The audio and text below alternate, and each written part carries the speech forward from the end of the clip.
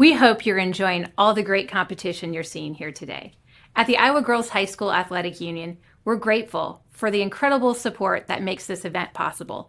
None more vital or valued than the proud title sponsor, Iowa Farm Bureau. With me here today is Brent Johnson, president of the Iowa Farm Bureau, to explain why their organization invests in and supports the Girls Union. Thanks, Aaron. The Iowa Farm Bureau has been the title sponsor of the Iowa Girls High School Athletic Union for more than 2 decades now. The athletes competing here today represent the very best of our nation's student athletes, driven, dedicated, and committed to teamwork. At the Iowa Farm Bureau, we share those same values. Our farmers lead the nation not only in the production of corn, hogs, eggs, and ethanol, but also in the implementation of a number of innovative soil and water conservation practices which hold soil in place and reduce runoff. These shared values unite Iowa's student athletes and farm families, and our partnership with the Girls Union gives us the perfect opportunity to celebrate that commitment to excellence statewide. Thank you, Brent. We appreciate the Iowa Farm Bureau's ongoing support and the role you play in helping Iowa's girls shine.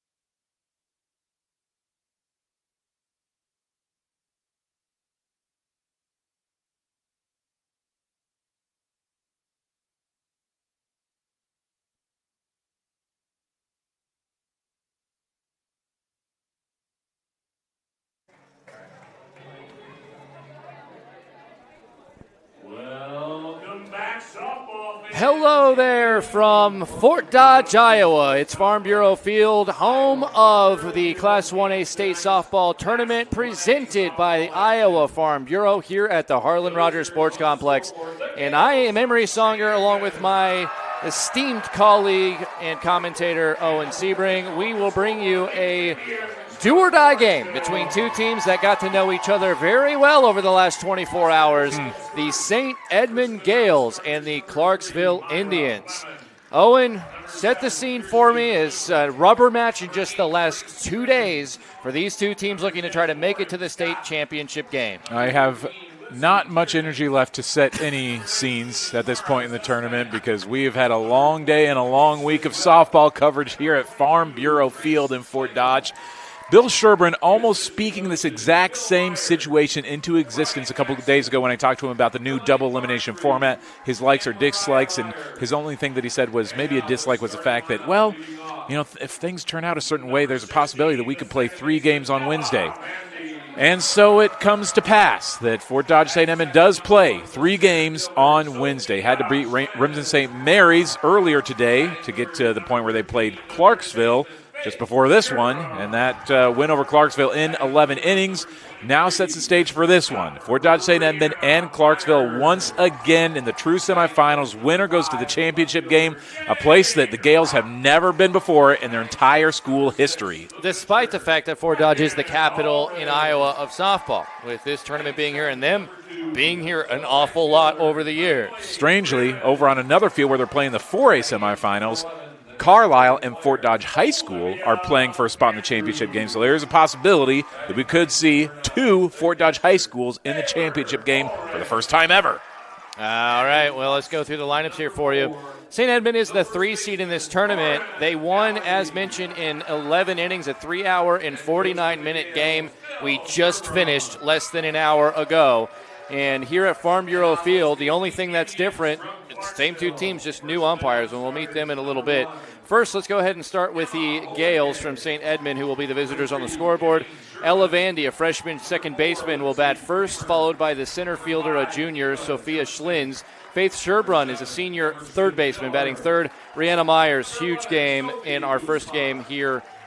We just finished up freshman shortstop. She'll be in the cleanup spot with Jade Rock, the sophomore left fielder, behind her. The pitcher for this game for St. Edmund is Brecken Ulrich. She is a freshman, and she will bat sixth. The right fielder is sophomore Greenlee Crimmins. The designated player is Olivia Andrew. We saw bat a couple of times in the last game. She is a sophomore, hitting for the first baseman, sophomore Torrin Helly. And then the number 9 hitter is 8th grader catcher Baylor Ulrich, who also homered in our first game. And the other side, the Clarksville Indians, the number 2 seed in this bracket, the defending state champions.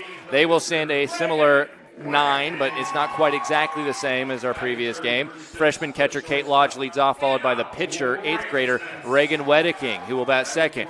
The third batter is shortstop Hannah Wangsness. She's a senior.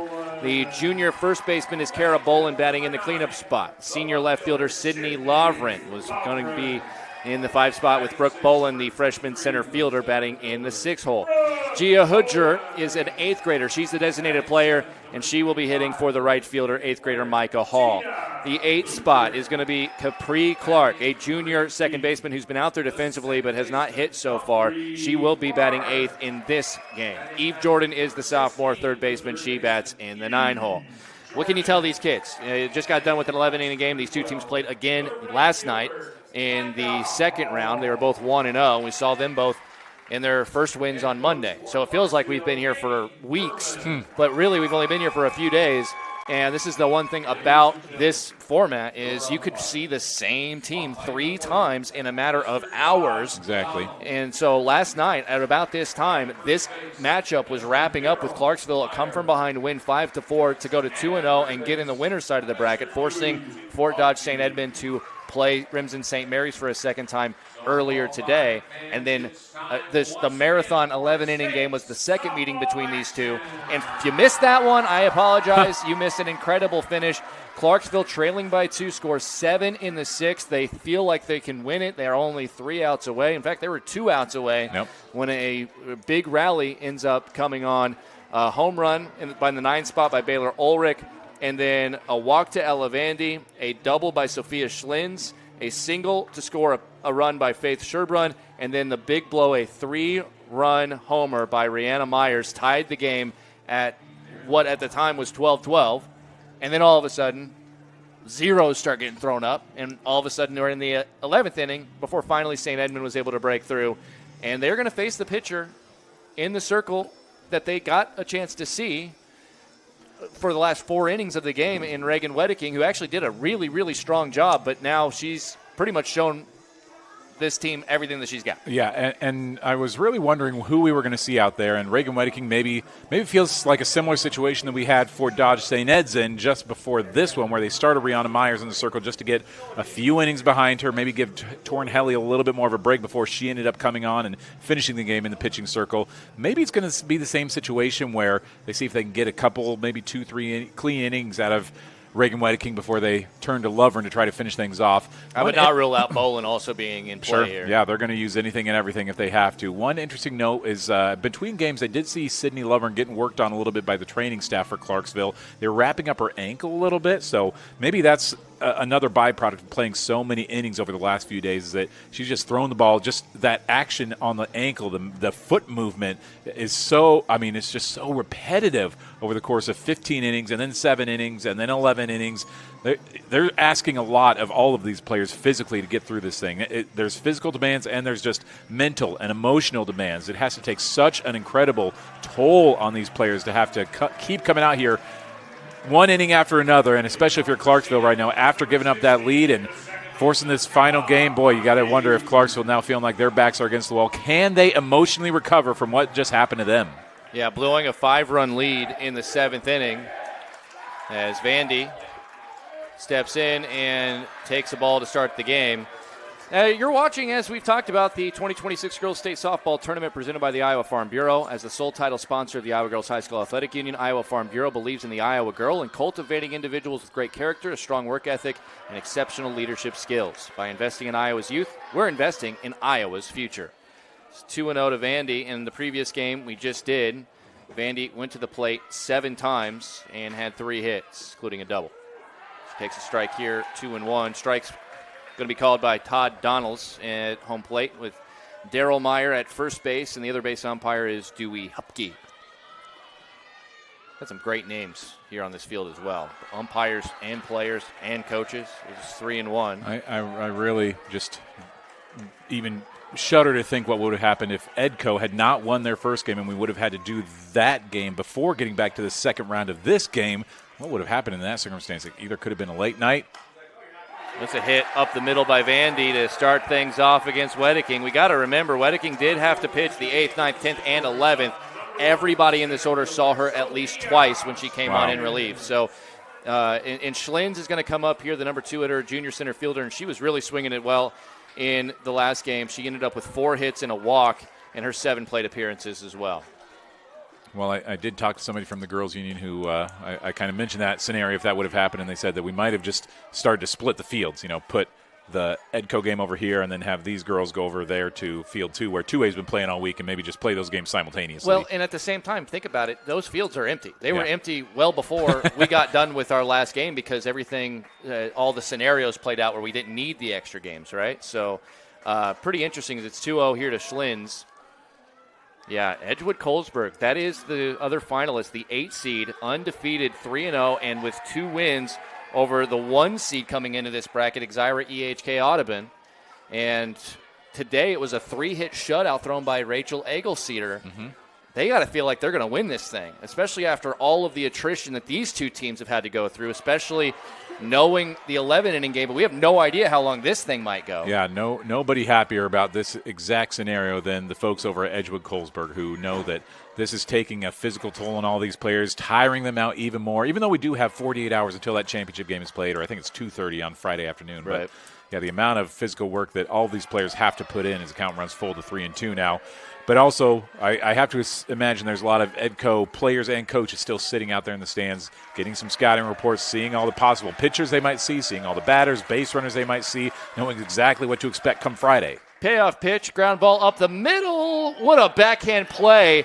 And taken to the bag by Capri Clark. What a job by her there. That is a tough play. Her momentum carried her to the bag. It was a good job not trying to pull that out of the glove, and then she was basically caught by Wangsness there at short. Speaking of, let's go ahead and set the defense. Sydney Lovren is in left field with Brooke Bolin in center. Micah Hall is in right. Eve Jordan, the third baseman, with Hannah Wangsness at short, with Capri Clark, as you saw there, at second. Kara Bolin is the first baseman for this team with Kate Lodge behind the plate, and the right-handed 8th grader Reagan Wedeking is the pitcher. And that brings up the dangerous bat in this entire tournament in Faith Sherbrun, who went and got a hit her first. Well, she was 5 for 5, reached the first 6 times she went to the plate, and then the last time hit a ball right on the screws, but right at Brooke Bolin in center field. Yep, finished the game 5 for 6 on that first game. Interesting comeback after yesterday when they played Fort Dodge St. Ed. She was 0 for 3 in that game, one of the few games this season when she's gone without a hit. So that would be her, actually the game before this one would have been her 27th game of the year where she had a multi-hit performance. She just is one of the most absolutely stunning and remarkable players that we've seen in this tournament. 624 average coming in here. Oh, man. I said 624. And, I mean, somehow she's making it go up. It's crazy. 3-1 to her here. You got to be careful if you're Wedeking. Wedeking did throw the pitch that got her out, even though it was a line drive right at Bolin in center. The 3-1 on the way. And that's a big swing, and it's going to be foul out of play right side over the first base side dugout, and we'll have a full count here. Just to give an idea of how crazy that is, she could have gone 3 for 6, and her average would have gone down. Like, you have to have so many hits to keep above your pace if you're hitting, what was it, 624? Yeah. 3-2. She's going to hit a liner, and that one's going to find a way through the hole, just past Clark. And a single. She continues to swing a hot bat. There's a running race right now to see, with 3 games still alive here in this 1A field, at the end of the day, who's going to be the player of the tournament, the tournament MVP, all-tournament team captain? There's a few players in the running right now. If it's Fort Dodge St. Ed, it's hard to be anybody but Faith Sherbrun. If it's Clarksville, or excuse me, if it's Edco, almost no chance it would be anybody but Rachel Eggleseder. Yeah. Clarksville, maybe still yet to be determined. Sydney Lovren's done a good job. Gia Hoodger's had a really nice day so far. Yeah. Brooke Boland, we've mentioned a lot of times being great in the defensive front. Yeah, and that's the interesting thing is it's just you see these are great teams. It's not a single player. So, I mean, you could make an argument based on the clutchness of the last game that Rihanna Myers should get a little bit of a run in that conversation. Yeah, just the 3-run homer in the last game. Kate Lodge has been great. Kate Lodge has 2 4-hit games in this tournament for Clarksville. Myers at the plate, 0-1 to her here. She takes this one high and away. Myers, a freshman. She started as the pitcher, pitched 2 2/3 innings before moving back to her natural shortstop position, but had a great game at the plate. Hit the 3-run homer to tie the game in the 7th in this, just a little over an hour and a half ago or so. And then she hit a double and scored what turned to be the game-winning run in the 11th inning for St. Edmonds. So a dangerous batting with 2 runners on here early in this one with a 1-2 count. Hard to believe that she is a freshman, man. She's got a dad who's one of the assistant coaches on this team and another sister who's an assistant coach, and just the perfect build for a tremendous softball player. Has such a smooth swing. Fouls this one down off of her foot. She's going to be a special player for the next few years. My goodness, Rihanna Myers. We've talked a lot about the home run she hit in the last game. Cleared the trees over there beyond the outfield. Just about hit the gravel road that you see past the outfield fence. 1-2 again. She hits this one on a rope. That's going to get into the outfield. Boland does a good job scooping it. She's going to fire it in. It will be cut off. No throw to the plate. And immediately a run scores as Schlins crosses home on the RBI hit by Myers. And it makes you wonder, all due respect to Reagan Wedeking for what she was able to do. This young player, 8th grade, pitched 8 2/3 innings all year. Mm-hmm. Pitched 4 against this team earlier today, and now is being asked to get some length here because I don't know how soon you could even realistically go to Sydney Lovren. I'd imagine they'd like to have Reagan Wedeking, beg your pardon, pitch at least 1 inning of this game. If they can get her through 1 here, as we have finished now at least the maybe 4 most dangerous members of this Gales batting order, then at least that gives Lovren a little bit more time to rest and recoup and maybe send her out there in the 2nd or 3rd. But they'd love to see at least 1 clean inning come out of her, even though she's given up 1 run here. Try to limit the damage as much as you can. Got to imagine it's not going to be a 1-0 final here, so just limit the damage as much as you can. Could you imagine? That would be the most unlikely thing that happened all week, despite all the stuff that we have seen. It is 2-0 here to Jade Rock. She bats in the 5-hole. She was 2 for 6 in the previous game with a run scored. 2-0. She shows bunt, pulls back, and takes a strike. 2-1. And I'm just going to throw this out there. I've been thinking about it, but I hadn't really said anything. The outfield of Jade Rock, Sophia Schlins, and Greenlee Crimmins has to be the best outfield of names I have ever seen. I mean, how good is that? That's as good as it gets. What more could you want out of an outfield? Exactly what you need. 2-1. Ground ball, knocked down by Wedeking. She won't have a play. She's just going to have to swallow it. That's going to be an infield hit for Rock. And I think she has to try to make that play because if she doesn't knock that down, that could squirt in the center and be a run. I heard another IGHSAU staff member mention this over in the back area. We were kind of wait for these games to get started and have our snacks in between games, but they were like, whoever gets on the board first, if whoever puts a couple runs up right away, that could be the one who ends up winning this game. It could almost get into a run rule situation just because mentally, with the amount of emotional toll that both teams have taken so far, you almost have to give the advantage to the Gales in terms of the batting order just because they get a chance to go out there first and put a few runs up, and it's going to be hard for Clarksville to respond if we see many more runs here by Fort Dodge St. Ed's. This ball hit into the gap in left center field, and that's going to get down and roll to the fence.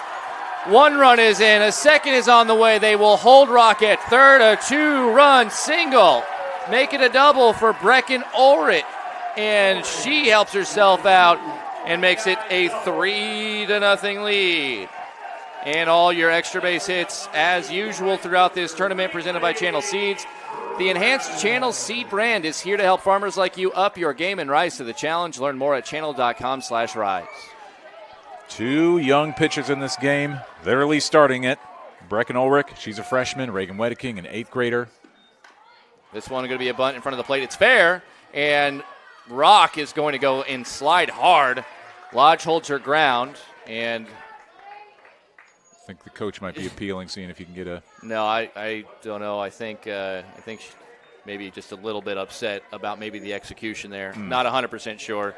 Either way, Crimmins' bunt goes about a foot in front of the plate. Lodge picks it up and does a great job just holding her ground at home plate and applying the tag for the second out of the inning. And now Olivia Andrew came on and had a couple of at-bats, struck out and walked in the first game when she entered in extra innings. Yeah, the thing for Clarksville right now is, again, you got to keep your head on straight. Just know that you do still have some batters, and you are going up a freshman, inexperienced pitcher in Fort Dodge St. Edmund, too. It's going to be Brecken Ulrich out there, who's got a 5.89 ERA this season, hasn't had a lot of experience.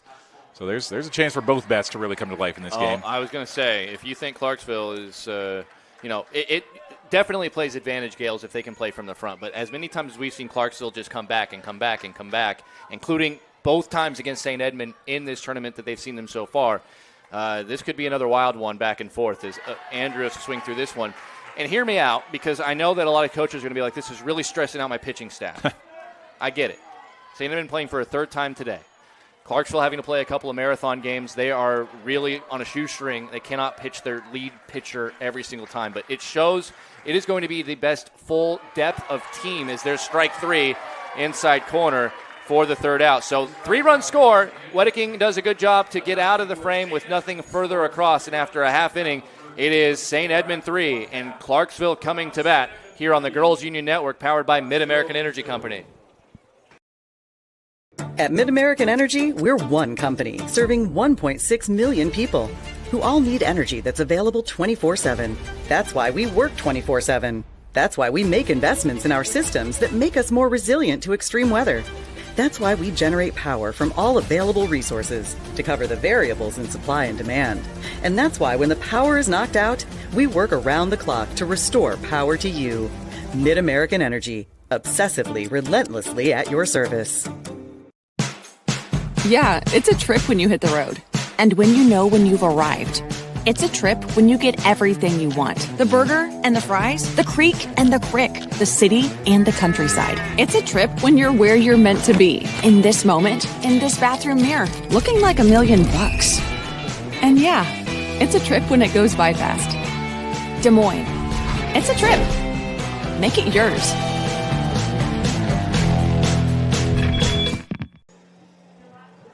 We're back here at Farm Bureau Field live on the Girls Union Network powered by Mid-American Energy Company. Emery Songer, Owen Sebring here with you as we start the bottom of the first inning. Clarksville will send up Kate Lodge, Reagan Wedeking, and Hannah Wangsness to face Brecken Ulrich. The pitcher, freshman, did pitch in the first game. We'll get a little bit of information about that. But coming into this state tournament as a pitcher, the freshman appeared in 12 games as the number 2 arm for this team, 38 innings of work, a 5.89 ERA, however, just 21 strikeouts in those 38 innings and 15 walks. So those are not numbers that you usually will see of a pitcher that has to start an elimination game in this tournament. And I'll just kind of finish my thought on that before I get too far in here in this first inning. I kind of like the idea of there being an attrition. If you can't win your games in a row, you're going to get punished with a tougher schedule. Your team's still alive, that's true. But you're going to have depth. You're going to have multiple pitchers. You're going to have multiple base runners and batters that you can use, and it's going to be the best team that's going to be able to win this thing. For the entirety of softball history, that has kind of been the theme, where it's like you can just really ride one pitcher to a state championship, as a lot of teams try to do.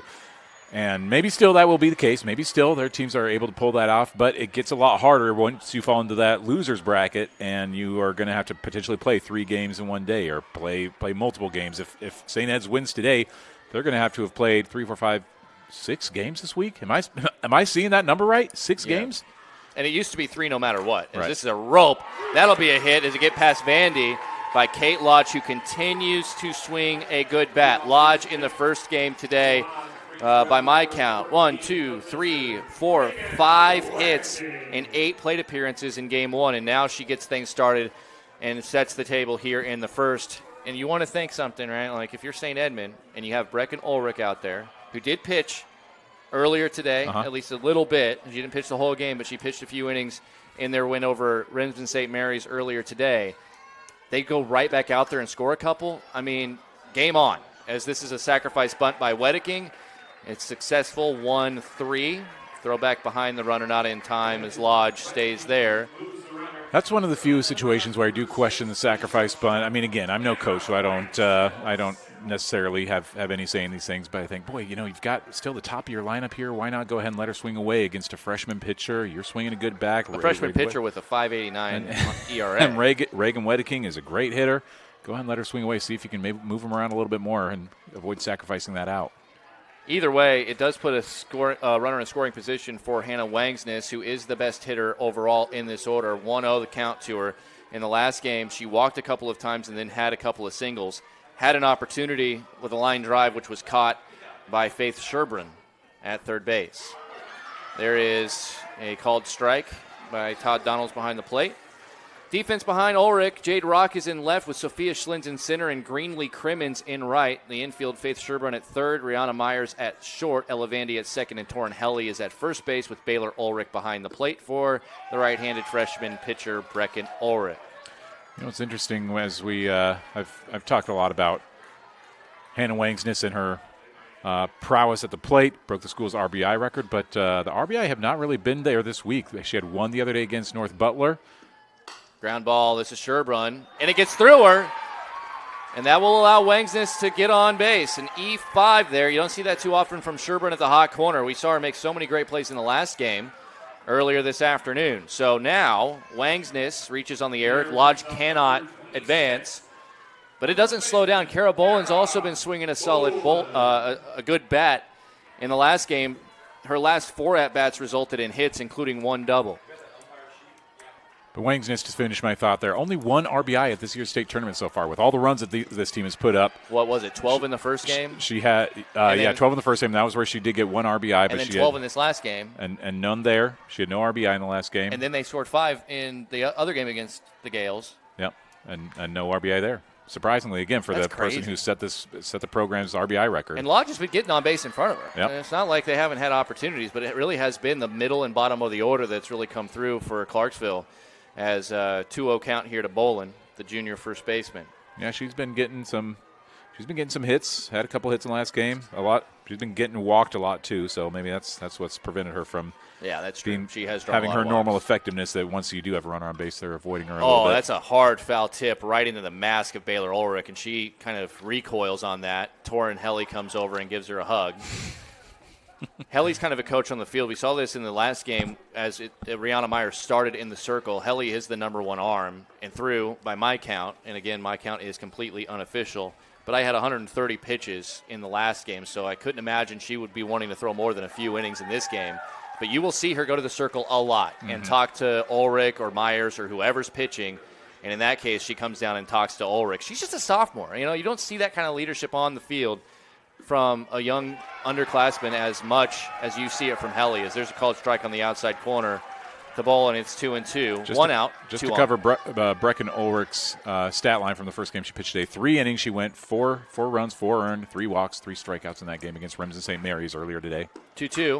And that's a line drive out and a right at Crimmins, who makes the underhanded catch and holds everyone there.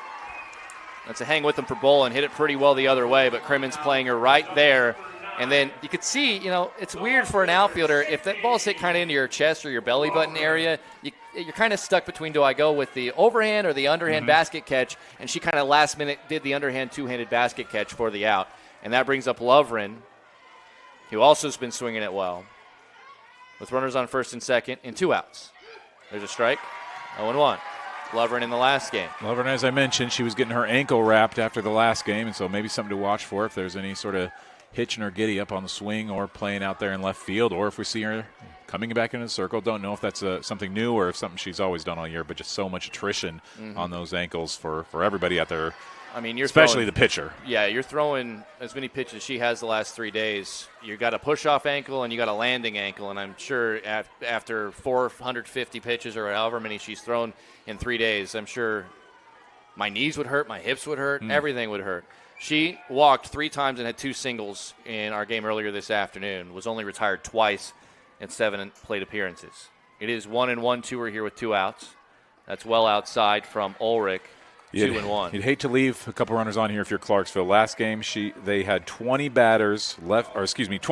runners left on base, 37 combined between the two teams, and this would be not an ideal way to start if you're Clarksville, leaving 2 aboard after seeing 3 runs come across against your opponent. She swings over that one, and it's 2-2. But again, mentally, it's been so draining for both teams. Mm-hmm. The 15-inning game that Clarksville had to play, and then they come back and win yesterday, which was great for them. But then another 11-inning game that they end up blowing a lead.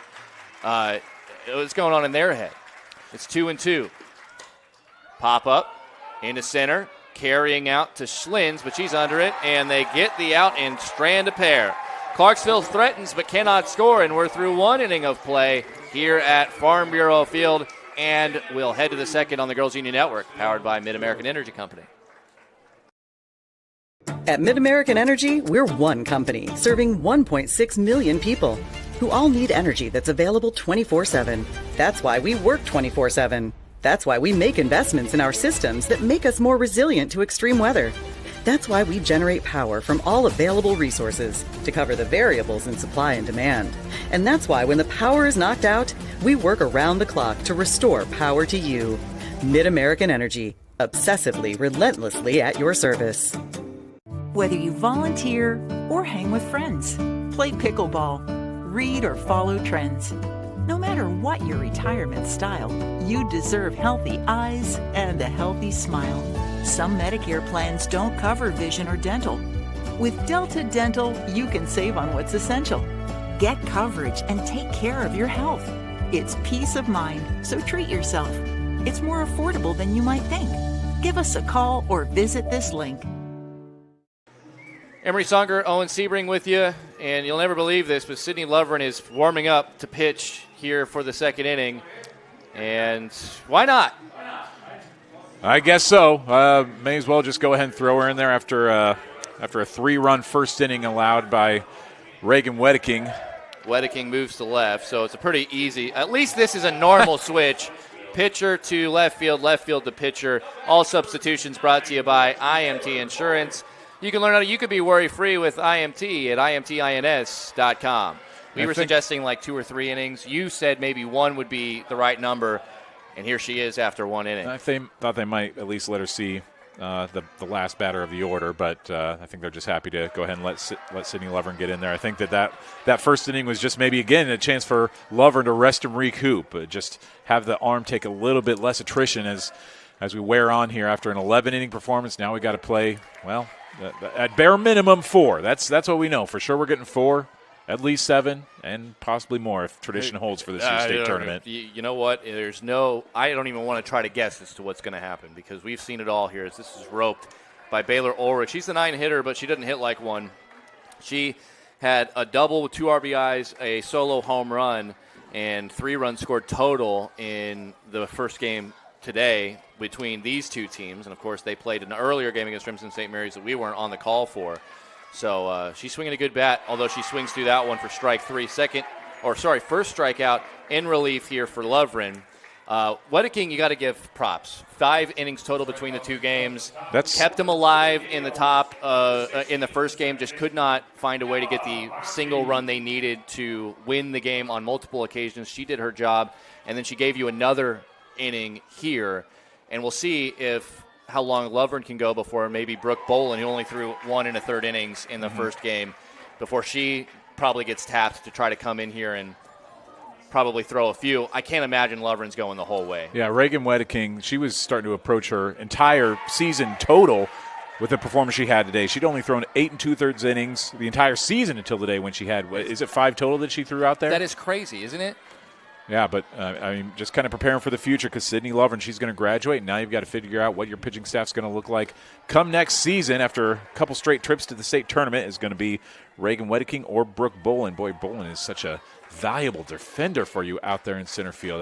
Almost hate to move her to the pitching circle.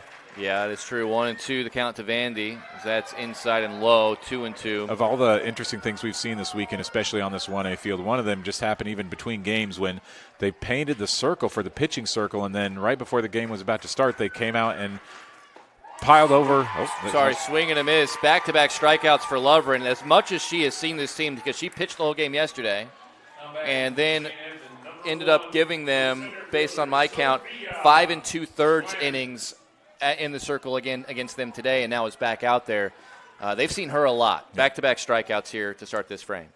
But to finish my thought, I was just going to say that after they painted the circle, they came back there and pushed the dirt over it and kind of erased the entire pitching circle and then had them come out and measure it again. So I'm not exactly sure if maybe there was just a slight measurement that was wrong, the shape that was wrong, but redid it and now have it recalibrated hopefully to the proper dimensions that we need as we go forward here with the final game of the day. Final game before we head to the championships over the next 2 days here in Fort Dodge. The pitch. And that misses 2-1 here to Sophia Schlins, who reached on a fielder's choice on a ground ball to second in the first inning. And I just want to throw this out there as well. I think everybody was okay with the extra 5 minutes it took there because it was very late to get the lineups up here to the press box before this one. And, yes, even though we just did a game with these two teams, it was there are a few minor changes in the order that we needed to kind of account for before that game started. So you want to go through, take some notes? Yeah. Thank you, sirs, for messing up that circle. Or was it? Did I see Emery Songer down there mismeasuring the circle? Was that what? I needed some more time, man. 3-2 payoff pitch, 2 outs, nobody on. That's high, and Schlins draws the walk. This was a thing that we did see early in the game. Lovren did have some control issues. Walked 3 in the first couple of innings, in the first 3 innings that she pitched. But then she settled in and didn't walk anybody else.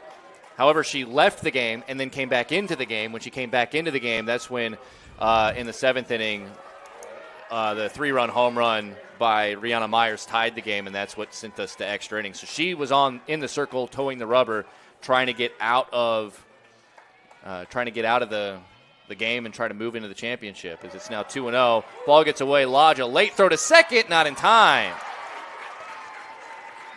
Early on here, seeing them aggressive on the base paths again. I lost track of how many stolen bases we had in the last game. Somewhere in the neighborhood of 7, 8, 9, approaching 10 stolen bases by Fort Dodge St. Ed's. Yeah, the number 1 base stealing team in all classes across the state. And I'm going to put down stolen base for that, but there's a chance that the official rulebook might have like a pass ball or wild pitch. As Sherbrun turns on this one, but a little bit too quick, it's foul.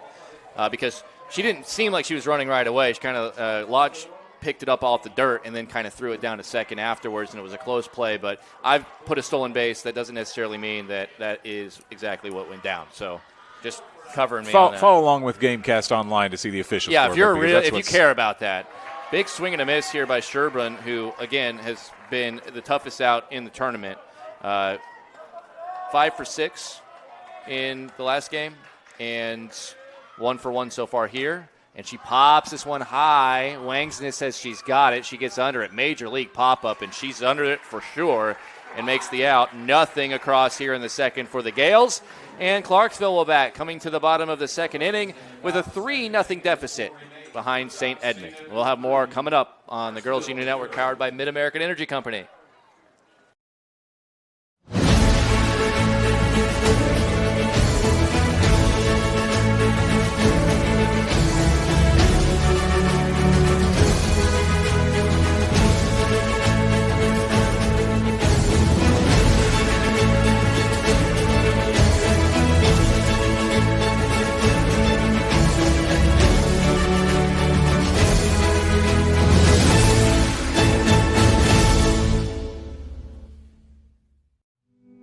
Freedom Tire is proud to support the Iowa Girl through their sponsorship of the Iowa Girls High School Athletic Union. With 6 locations around the metro, you're never far from getting you back or keeping you on the road. Our certified staff and state-of-the-art technology means you can take comfort knowing you've got the best work at the best prices. Give us a try at Freedom Tire, a proud supporter of the IGHSAU. Clarksville bats bottom of the second inning. It will be Brooke Bolin, Gia Hudger, and Capri Clark to face Brecken Ulrich, who was able to navigate through a jam in the first with nothing across. First pitch is up and away, 1-0. And if we are starting to wonder about how long we'll see Brecken Ulrich out there, I think it really will be as long as she's throwing zeros. I think that there's probably no pitch count or any number on it. It was kind of what we were seeing with Myers also. She left him loaded a couple of times, and Clarksville didn't really score much. And it wasn't until a passed ball, or a wild pitch rather, scored a run that finally Bill Sherburne was like, let's go ahead and make the change. And that was just an unfortunate situation because Myers, I think, was doing a pretty decent job of navigating the traffic on the base pass. Yep, and so I think that if Clarksville comes around and starts stringing some hits together, puts 1 or 2 runs on the board, then I think we'll see Helly come in there at pitch. There's a rope. That's, just foul. That looked down the line, but the third base umpire, Dewey Hupke, says just a little wide, and it's 2-1. And I thought Bolin was going to be able to keep that one straight enough to start running. Is about as close to being foul as you can be without being fair, if that makes sense. The line is fair for the record, and it just missed by an eyelash. And that would have been a couple extra bases. Might have been at least 2, maybe 3 with the way it landed in the corner. This one off the outside corner. It's 3-1. Brooke Bolin in the first game, the center fielder, she had a cameo as pitcher as well. Did not record a hit. Did have an RBI with a sacrifice fly, but did not get a hit in that marathon game in 7 plate appearances. The 3-1-2 here. This will be her first hit of the day as she hustles. Throw comes to first late. It goes over the head of the first baseman, Helly, but backing it up is Ulrich. And a leadoff hit again, this time by Bolin. Craziest stat that we had of a crazy game. There's a lot of craziness, but we played 11 innings. That's 22 half innings. 0 of them were 1, 2, 3. And we're keeping that momentum going here on day 2. And only 2 of them had no hits in them. One of them was an error that allowed a base runner, and one of them was 2 walks. 33 combined hits in that last game that we saw. And that doesn't count the walks or the errors.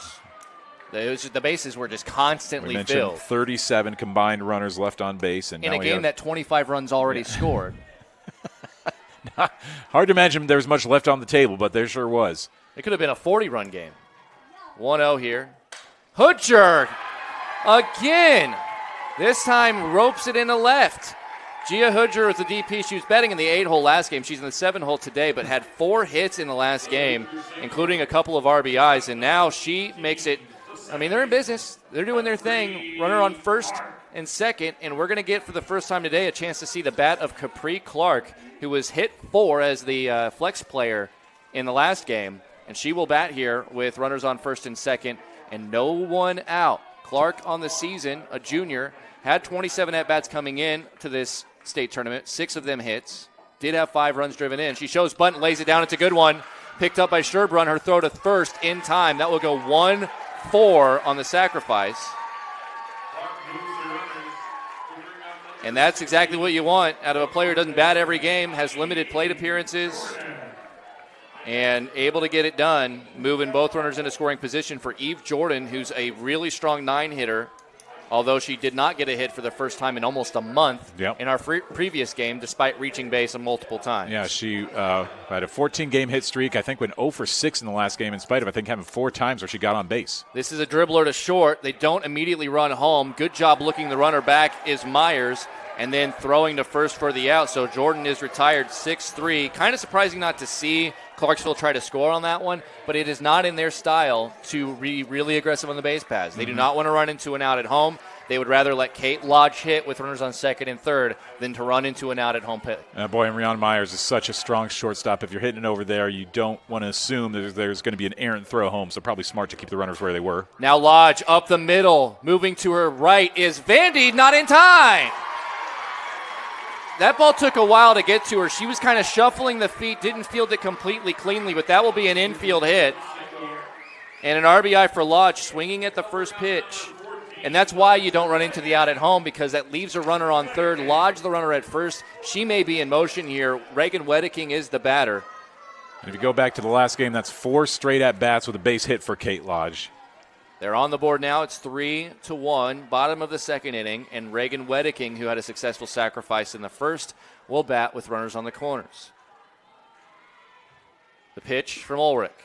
Strike on the outside corner. 0-1. And for a note here, they're not an aggressive base stealing team, this team. Usually you'll see that runner from first make it down to second in this situation in most softball games, but the middle is back, and they're both within range to be able to cover second if Lodge did decide to try to steal. And with that being the potential third out, I think they would throw down there to try to get her.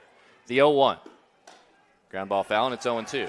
Ulrich herself, Brecken that is, pitching to Baylor. The two Ulrichs are the battery. There is a chance, right? She didn't have to worry about that defense. She can maybe get a strikeout and help herself out here. But runners on the corners and 2 outs and an 0-2 count to the 8th grader, Reagan Wedeking. The pitch, ground ball, foul. With how well these players have played this week, and you forget how many are 8th graders and freshmen, how many young and inexperienced players are coming here. Even though Clarksville won a state championship last year, there's a lot of players out here probably were not even playing on that team. We do have a couple of upperclassmen out there, but more or less this is a team that's really fueled by freshmen, sophomores, and 8th graders. Another 0-2. That's high. Yeah, so everybody in the mix that we're talking about right now, think about the youth of this. The pitcher is Brecken Ulrich. She is a freshman. The catcher is Baylor Ulrich. She is an 8th grader. The runner at first base, who continues to get these hits at bat after at bat, is Kate Lodge. She's a freshman. Now the batter, Reagan Wedeking, she's an 8th grader. And she hits this one on the ground foul, and will do it yet again. So, I mean, just think about it. I didn't even tell you a sophomore or older. Eve Jordan, who we talked about having a 14-game hit streak. She's a sophomore. Right. And Torrin Helly, who you could make a case beyond Faith Sherbrun as the best all-around player on this team, even though she doesn't hit for herself, her fielding and her pitching. She is a sophomore. Gia Hooger, who's been just lights out hitting the ball in these last couple games. She's a 8th grader. Freshman. 8th grader. Is that right? Yeah. Okay. Program says differently, but okay. Well, maybe it's a freshman. Anyway, it's a base hit. The 8th grader that I know is an 8th grader scores Hooger on the single to right. So you're right. Yes, I believe I incorrectly wrote 8th grade. She is a freshman. You are right. Okay. Either way, she scores, does Hooger. It's been a long week. I mean, with the amount of underclassmen, it's easy to lose track of who's who. Who is who, yeah. I've mentioned this a couple times, but 6 of the regular starters for Clarksville are freshmen or 8th graders. Just a few that are not are Sydney Loverin, Capri Clark's a junior, Kara Boland's a junior. Wangsness. She's a senior, yep. Yeah, Loverin and Wangsness, the only seniors that are going to be off of this roster when they try to make another run at state next season. 1-0 to Wangsness, who reached on an error in the first. 2 outs, and it's 3-2 all of a sudden with 2 on first and second base. That's off the outside corner. Good frame attempt by Baylor Ulrich behind the plate, but doesn't buy the call. And it's 2-0. Runner at second is Kate Lodge. Good speed there. Reagan Wedeking is the runner at first. 2-0 count.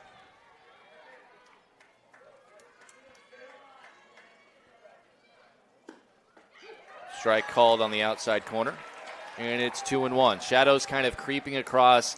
You would kind of be a little bit worried if you're the right fielder, first base, on anything kind of coming where that sun is lined up. It's just something to keep an eye on a ball that is hit to the left side coming across to the first baseman. Could be a little bit of an issue for another inning or so.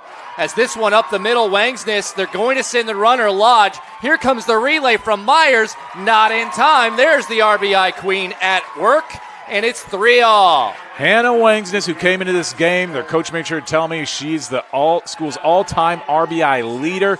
Just an incredible performer for the last 4 or 5 years for Hannah Wangsness, but it had been a little bit slow this week, and the RBIs just had never quite come together. Nothing coming to fruition, but there she delivers and is able to tie this game up at 3, and Clarksville now right back in it. You start to question now, is Bill Sherburne going to stick with his starting pitcher how much longer, or are they going to How many pitches can Torrin Helly throw in a day? She threw a few innings. This is back at the pitcher. Ulrich can't squeeze it. They're going to send the runner. Here comes Wedeking. No, she is going to be called back. Probably the right call. Late stop sign by Katie Berman over there at first base or third base. And another single by Bolin. And you mentioned like the hits kind of like back to back to back to back. You'd love to get this third out without making a change. But I don't know if it will be too late because now the 9th batter of the inning is a powerful one in Sydney Loverin. Yeah, things start to snowball very quickly when you're playing a softball game like this after you've already had a couple teams just have exhausting mental efforts the last couple games. The first pitch to Loverin is outside, 1-0. Yeah, so the base is loaded. Bolin at first base is Kara Bolin. Then Wangsness as at second. Wedeking is at third base for Sydney Loverin, who flew out to center first time up. The 1-0. Trying to help herself out as she's now in the circle. But this is the thing. I don't know how long she can go realistically with her fatigue. I don't know how much Torrin Helly can still pitch. She pitched about half of the first game today, and then she pitched a majority of the last game earlier this afternoon, 130 pitches by my count in just that game alone. 2-0 to Lovren.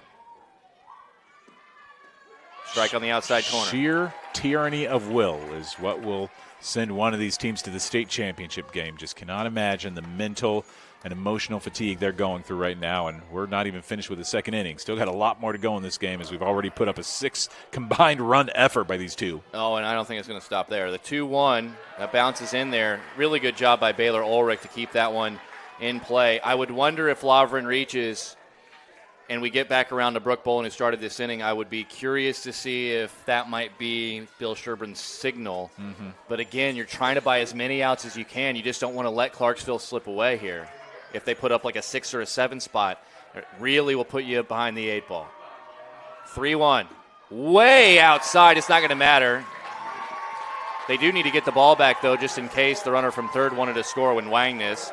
They will. It goes base on balls. It is the first walk issued by Ulrich. Everybody advances, give an RBI to Lovren, and we will get the 10th batter of the inning in Brooke Bolin. I see Bill Sherburne. He's now walking out now, and we might see, looks like we're going to have a pitching change here for Fort Dodge St. Edmund. Well, we're going to get a courtesy runner also here for Lovren. And, yes, keep track of the courtesy runner for Sydney Lovren because they tried. There is going to be the change made.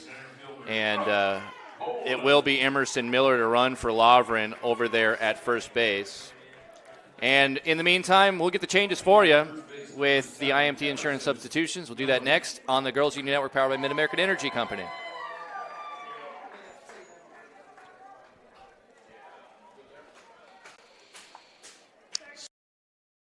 At Mid-American Energy, we're one company serving 1.6 million people who all need energy that's available 24/7. That's why we work 24/7. That's why we make investments in our systems that make us more resilient to extreme weather.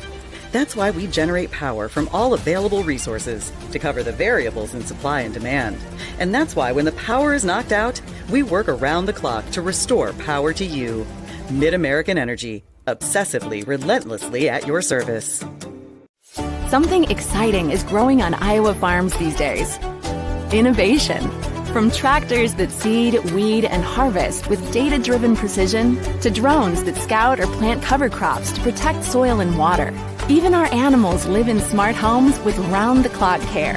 Technology keeps your food safer, water cleaner, and makes us more sustainable. Because what we do here benefits everyone here.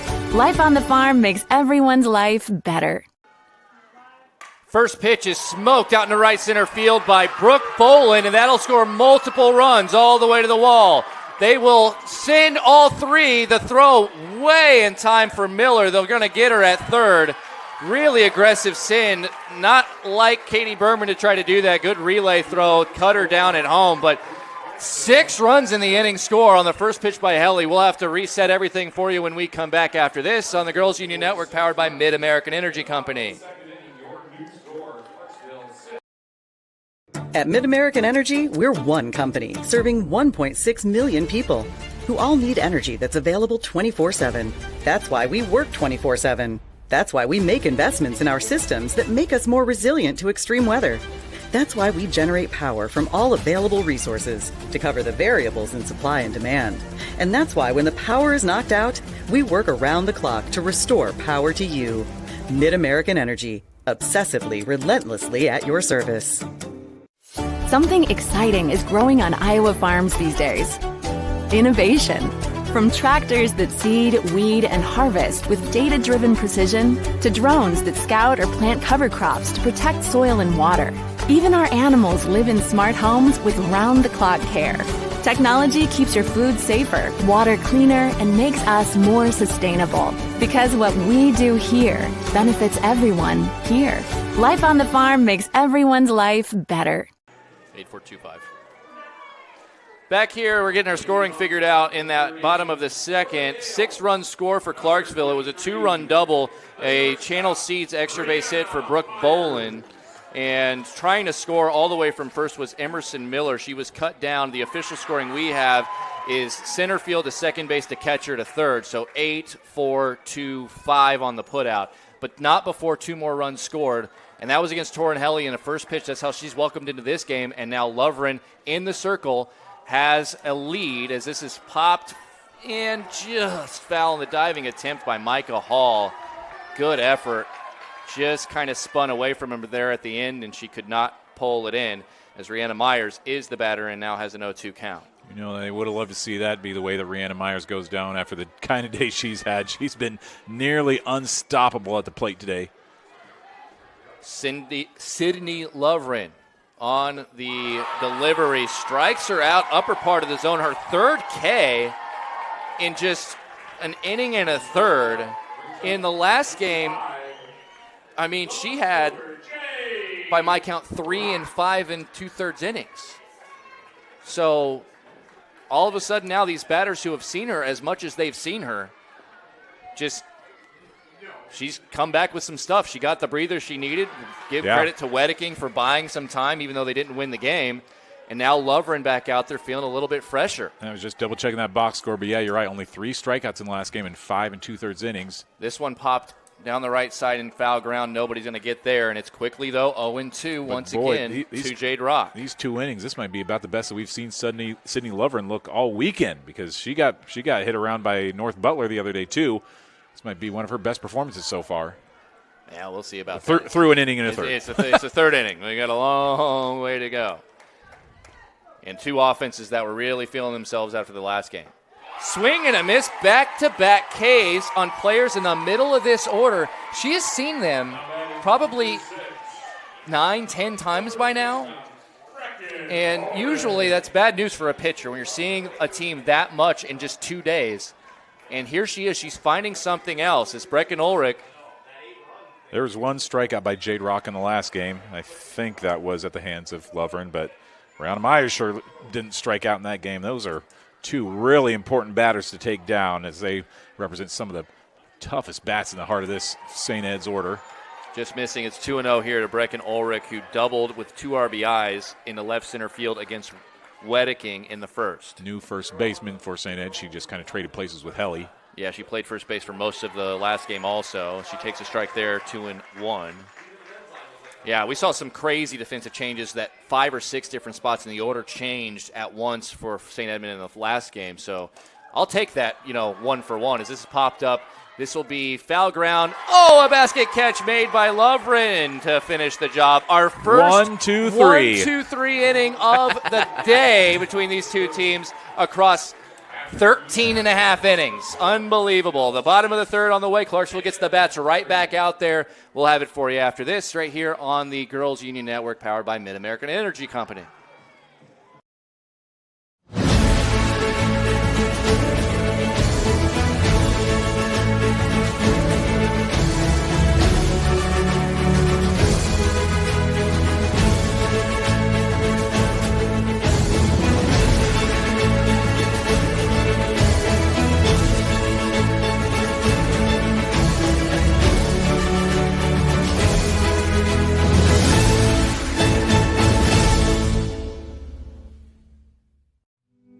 Freedom Tire is proud to support the Iowa Girl through their sponsorship of the Iowa Girls High School Athletic Union.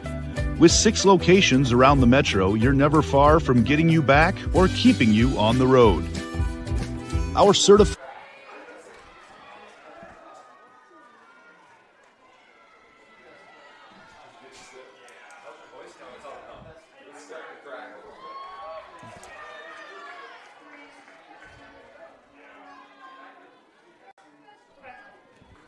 Back here, Emery Songer, Owen Sebring with you. It is Farm Bureau Field, the Class 1A Girls State Softball Tournament. 6-3, Clarksville leading St. Edmund in the bottom of the third inning.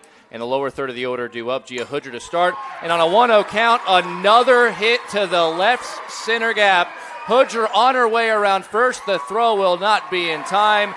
And the hottest bat in the order for Clarksville is the freshman designated player, Gia Hoodger, who doubles this time and starts off this inning in an ominous fashion for St. Edmund defensively.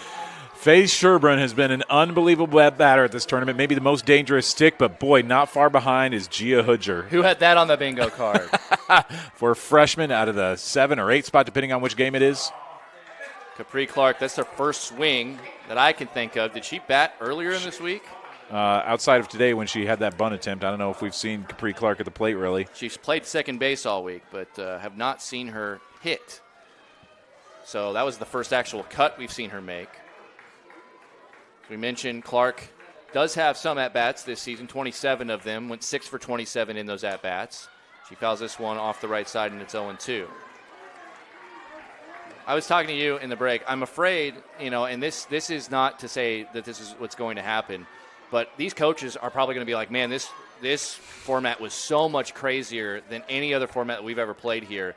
And you could be playing 2 games. You could be playing up to 5 or 6 games, depending on how the bracket shakes out for you, as the 0-2 on the way, up and away, 1 and 2. But my opinion, as a spectator and as somebody who just loves softball, it really puts an onus on team.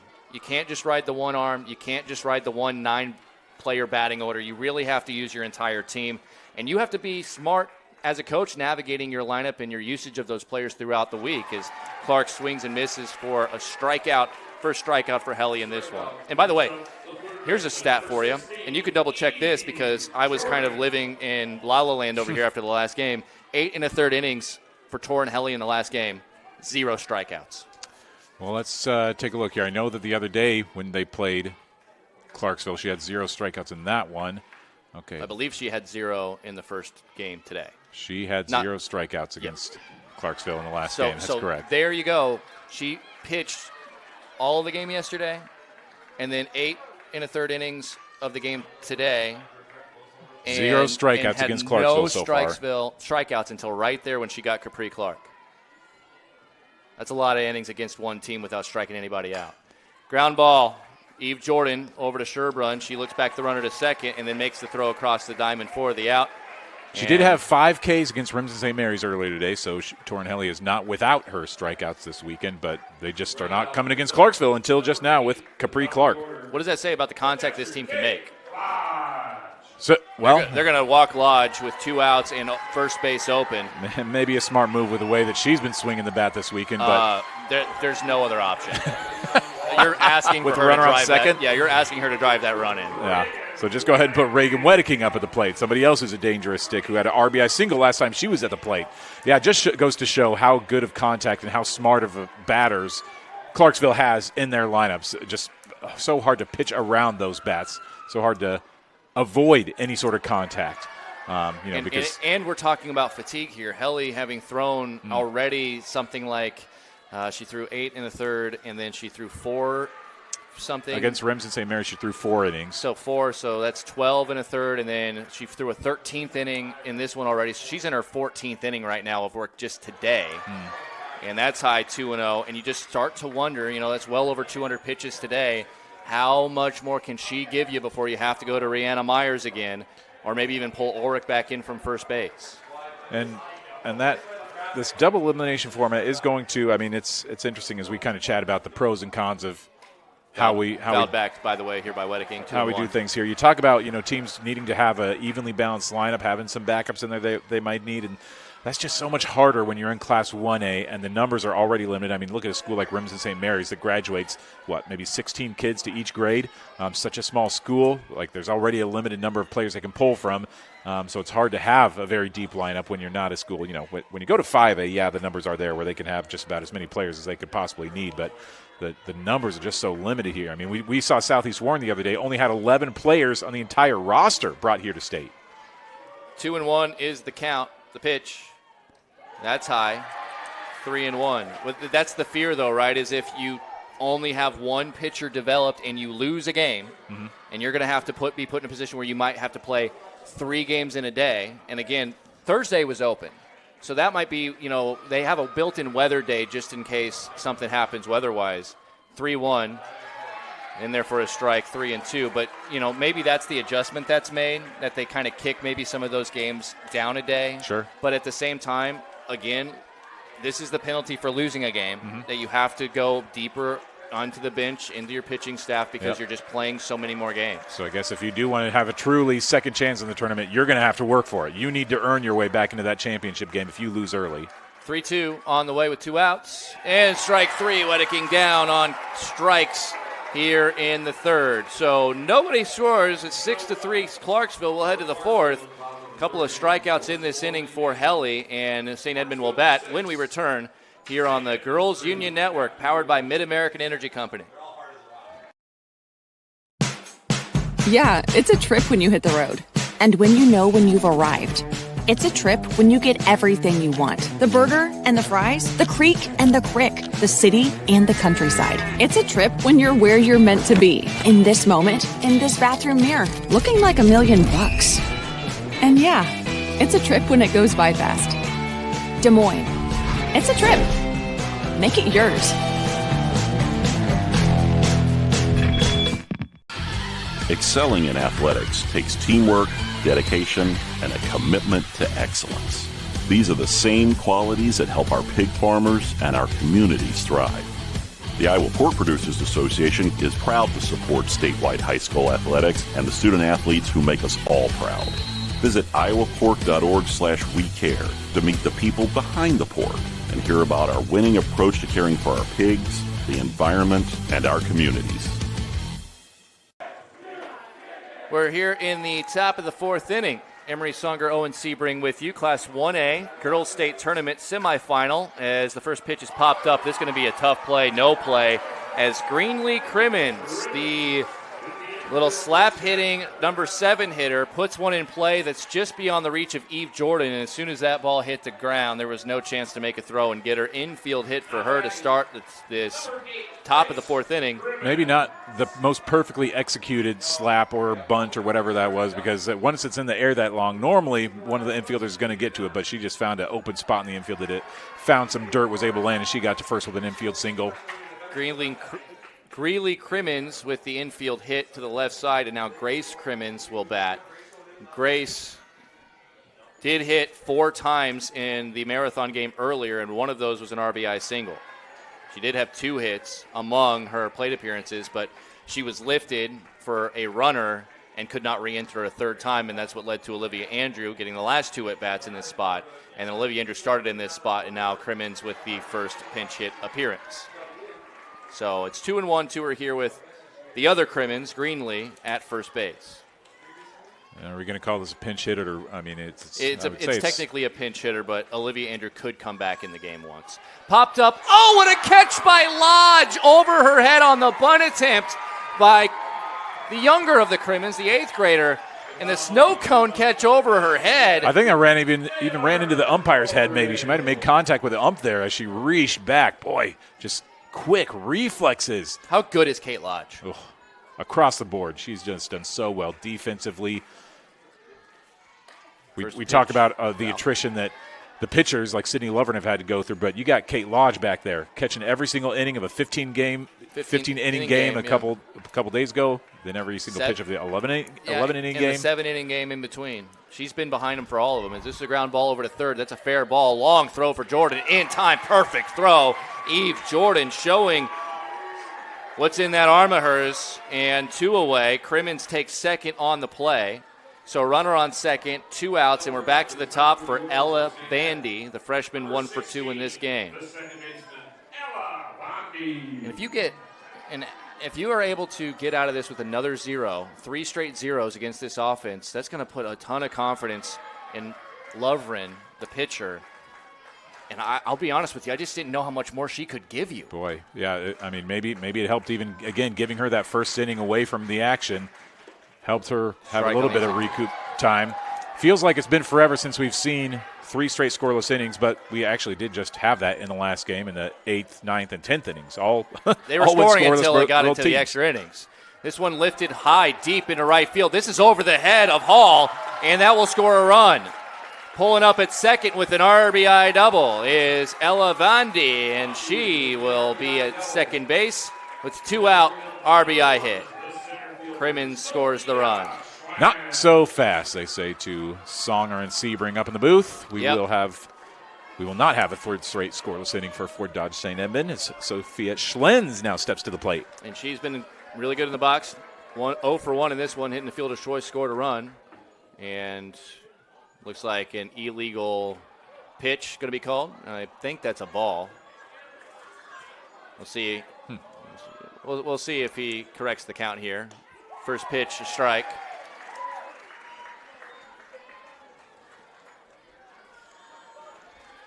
No fingers put up in the air by Blue behind the plate, so it might just be a straight count. Donald said something and pointed at. I wonder if he was telling her not to pitch yet, like maybe the batter or he was not ready. So just either way, hang up. Scoreboard says 1-1. I got 1-1.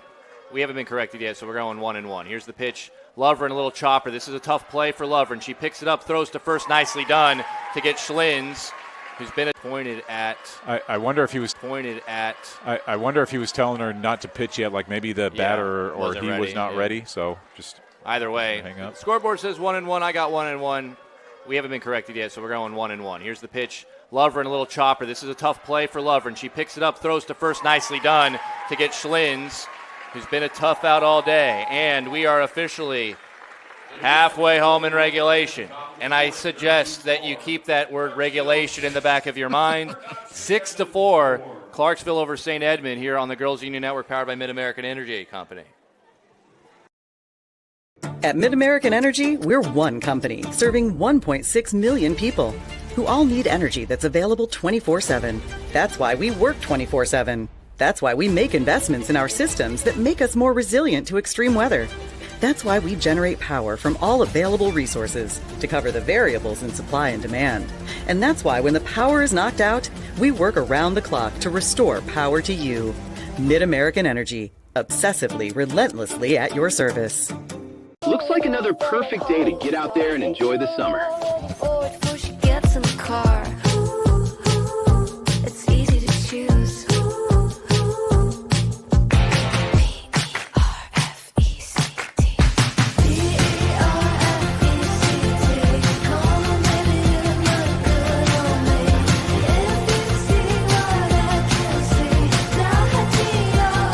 Iowa State Fair, August 13th through the 23rd. All right, we're back here. Emery Songer with Owen Sebring at Farm Bureau Fields. We appreciate you for being a part of our broadcast, as it's been another wild day in the Class 1A bracket as Clarksville bats here in the bottom of the fourth inning, leading 6-4 in the third matchup between these two schools in the last 2 days in this bracket. And it's the heart of the order for Clarksville, Hannah Wangsness, followed by Kara Bolin and Sydney Lovren, the three due-up hitters to face Torin Helly, who has pitched an awful lot today. The 0-1-2 Wangsness is on the outside corner, and it's a quick 0-2 count. Wangsness, one of the most dangerous batters in the state, somebody who is so hard to get out. Amazing to see her with an 0-2 count because she still has only struck out twice this entire season. 0-2 the count. Ground ball off a bounce. Sherbrun fields it clean. Nice throw. Easy play. One away. And that, too, goes back to what we were mentioning earlier, just about the difficulty to strike out anybody on the Clarksville roster, because they have a few of those players who have fewer than 5 strikeouts on this entire season. And we kind of saw it there with Wangsness, where even that third pitch was maybe not a ball she would normally swing at, but they just don't want to strike out, so may as well even reach for one, try to put it in play and see if you can make something happen. Helly now faces Kara Bolin, the cleanup hitter, who is 1 for 2 with a run scored. This ball lined out into center. That'll drop for a hit. Bolin starting to get the bat going, and the other Bolin already has. Brooke Bolin in the 6th spot, who now will be in the on-deck circle. She's swinging a good bat as well. And now Sydney Lovren, who walked with the bases loaded last time up in the second, will come up to bat here with a runner on first and 1 out. Kara Bolin, that is her 7th base hit against Fort Dodge St. Edmund this week. She was 4 for 6 in the last game, 1 for 3 yesterday, already now 2 for 3 today against St. Ed's. First pitch, Lovren, a little off speed there from Helly, 0-1.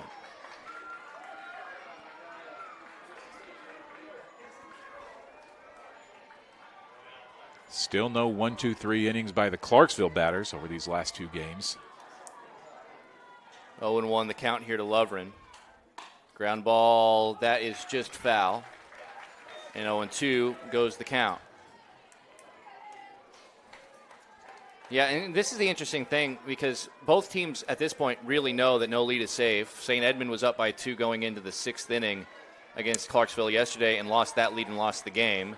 Clarksville came back from multiple deficits against North Butler on Monday, and then that comeback. Then they got comeback against today against the St. Edmund team who came back against them. So both of these teams know on either side of this thing, whether you're down by 5, 4, 5, 6 runs at any point in a game, their offenses can come back on these specific pitchers because these are the pitchers that were out there when that stuff was happening. It's easy to forget that at one point in the last game, Clarksville was one swing of the bat away from ending it via a mercy rule. They were up by 5, 2 runners on with a player at the plate. And then immediately 5 straight runs were scored at the top of the 7th inning. That's why, the run rule going from 10 to 8 in recent years has made it, kind of an interesting perspective. College softball has been that way for a long time. But it really does to say, hey, we've seen some crazy comebacks. Yep. It can happen. If you can get to that number, you should try to get to that number. The 2-2. That ball popped up. It's going to be on the infield. Who's it going to be? It's going to be the shortstop Myers who ranges over and makes the catch for out number 2. And now Brooke Bolin comes up, and she had a 2-run double, a single, a run scored in the 2nd inning alone. Yeah, and that's something I've seen a couple times this year. Even earlier this season, I think I was covering, it might have been Solon against Benton, and one team had a 6-7 run lead, and the other one just kind of was able to score 1 run and then get back, didn't win, but got within 4. And so there's times where you can see some team keep it alive if they've got the good bats going and there's not a dominant strikeout pitcher on the other side of things. Runs can accumulate in a hurry. I mean, even in this one, too. We see 3 in the first, 6 in the second from Clarksville. It's just a seesaw match, especially between these two teams that we've seen so many lead changes today. And yesterday when they played. Yeah. The 1-0 on the way. That's fouled back. The one difference between these two teams is, and this is going to be the argument, right? When you play that many extra innings, like 15 innings, a 7-inning game, and then an 11-inning game for Clarksville, that's why they seem way more taxed than a normal team would, is they've already played 33 innings coming into this game alone and could be up at 40 by the end of this game or more, and then have to play on Friday some more softball in the state championship game. It's the 1-1 pitch. Boland gets a big chunk of this one way back to center, but it slings underneath it for the out, and that'll retire the side. A hit, 1 left on for Clarksville, and we're through 4, 6-4. In favor of the Indians here on the Girls Union Network, powered by Mid-American Energy Company.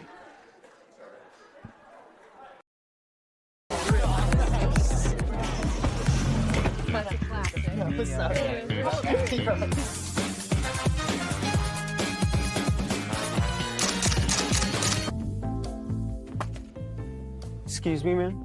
You dropped this. Oh.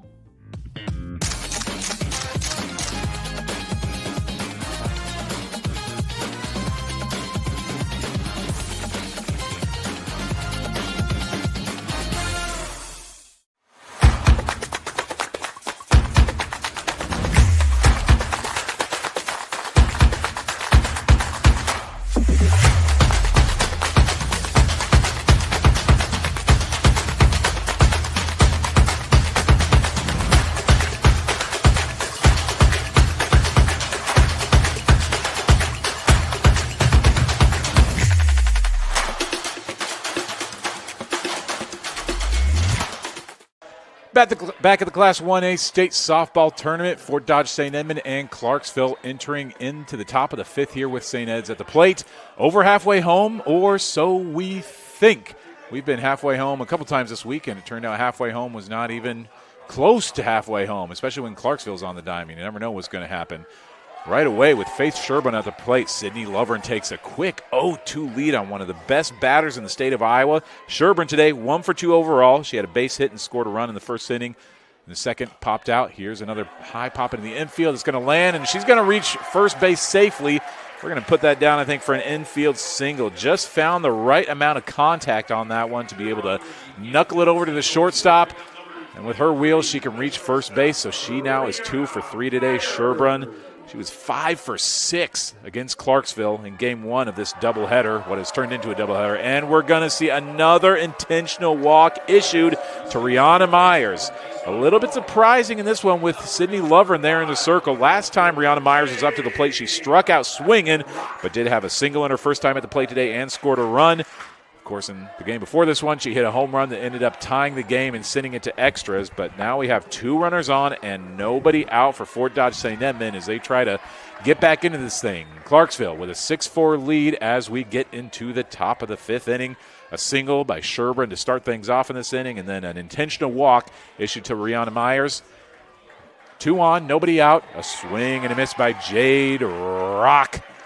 And a quick 0-2 count to her. Lovren ahead in the count again. She was ahead 0-2 against Faith Sherburne as well before she ended up getting that infield single. And now here we go with Jade Rock trying to find some momentum. Swing and a miss. Second straight strikeout. Chopped down again by Sydney Lovren for the first out of the inning. A crucial strikeout for Lovren as Rock heads to the bench with 2 runners left on base and Brecken Ulrich, the first baseman, coming to the plate. Quite interesting as Ulrich looks at a ball outside. 5 strikeouts in 3 1/3 innings this game for a person in the circle that I thought was pretty much dead in the water with her arm. She has found an extra gear in this game. Sydney Lovren coming in clutch when she knows, too, that this could be her very last game as a Clarksville Indian. Yes, she won a state championship last year, but she's got one more. Pop up, right side. Second baseman Clark kind of had a hard time finding it, but eventually was able to squeeze it. That was high anxiety for everybody in a Clarksville uniform, but she makes the play. Would have resulted in an out, I think, no matter what happened, because they would have been able to get the runner as You're they right. went over to second base. I didn't see an official infield fly rule called, but it would have been. You are right. Yes, you would figure they would have at least gotten an out on a force. Now with the slap hitting Crimmins, and now close play. Wangsness close to making the tag. She covered third. Wheel play was on by Clarksville, but Sherburne slides in just ahead of the tag on a good throw from Lodge. I thought she had her. 1-0 to Crimmins. This is going to be up the middle. Wangsness got to be quick. Got her. They get out of it. First 2 reach. Nobody scores. We head to the bottom of the 5th. Clarksville nursing a 6-4 lead here on the Girls Union Network, powered by Mid-American Energy Company. Life's buzzing with energy. From the delightfully routine, to the novel and exciting, to the truly uncharted. With all that life brings, it's easy to lose track of what powers all those moments, our health. At Mercy One, our caring doctors focus on just that, powering health, from the everyday to the extraordinary. So you're ready for what life brings next. Find care at mercyone.org/healthpowerslife. Something exciting is growing on Iowa farms these days. Innovation. From tractors that seed, weed, and harvest with data-driven precision to drones that scout or plant cover crops to protect soil and water. Even our animals live in smart homes with round-the-clock care. Technology keeps your food safer, water cleaner, and makes us more sustainable. Because what we do here benefits everyone here. Life on the farm makes everyone's life better.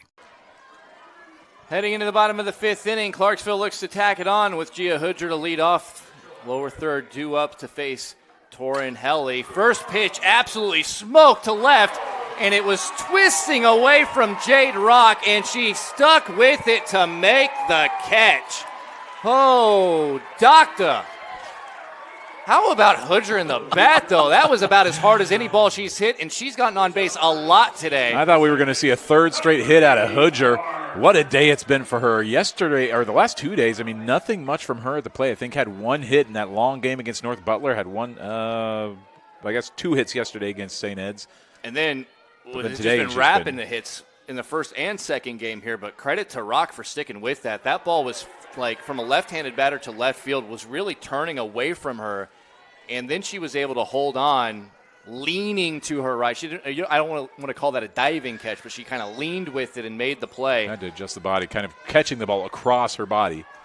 That's a tough play. 1-0 here to Clark. She gets a hold of one to center field, but ranging back all the way, especially with these great lights on that they have here at the Harlan Rogers Sports Complex. Easy read off the bat for a great center fielder in Schlins, but a good swing again by Clark. 2 hang with them's there for Hoodger and Clark. They got about all of both of those. About 2 of the best well-hit balls we've seen out of Clarksville. I mean, they're not a team that really hits a lot of balls deep into the outfield, but those are 2 well-hit balls and just hit to the wrong place. They got 2 outs to show for it. First pitch to Jordan was fouled straight back 0-1. For whatever it's worth, since Helly came in, she's been wildly efficient, not throwing a whole lot of pitches. I'm just in awe of these players, these pitchers who can throw as many innings as these girls have over the last couple of days and still be out there, and they are effective. They are efficient. Yeah, Helly threw that final pitch of the second inning. This pitch, Jordan hits this one well, but more in the air.